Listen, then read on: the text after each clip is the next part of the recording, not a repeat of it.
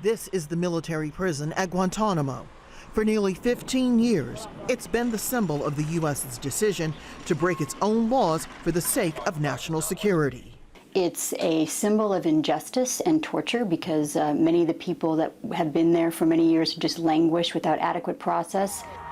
Barack Obama promised to close Guantanamo during his 2008 campaign. With that, let me sign the next executive order. And famously signed an order demanding its closure after his inauguration. But he now has fewer than 7 weeks left in office, and the window to keep his word is closing. He recently told reporters why Guantanamo is still open. It is true that I have not been able to close the darn thing because of the congressional restrictions that have been placed on us.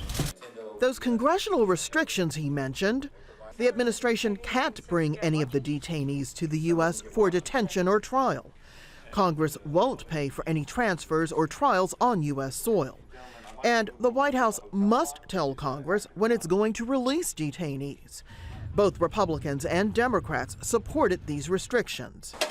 Most of the men at Guantanamo have either been cleared for release or are in legal limbo, mainly because they were tortured.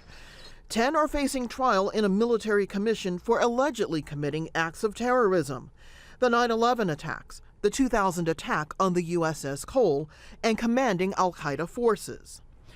Given the Obama administration's success in prosecuting hundreds of terror suspects in civilian courts, some experts believe it should have stood by its plans to try the 9/11 defendants in New York City. They changed their decision and they decided to go ahead with the military tribunal, not because they thought it was right, but because they gave into the political arguments. If there's any upside to the Obama legacy, legal expert Steve VLADECK offers this. I think there's no question that the United States' treatment of detainees qua terrorism suspects is much better today than it was 10 years ago. A promise made in good faith, but ultimately made impossible to keep, thanks to the power of domestic politics. Rosalind Jordan, Al Jazeera.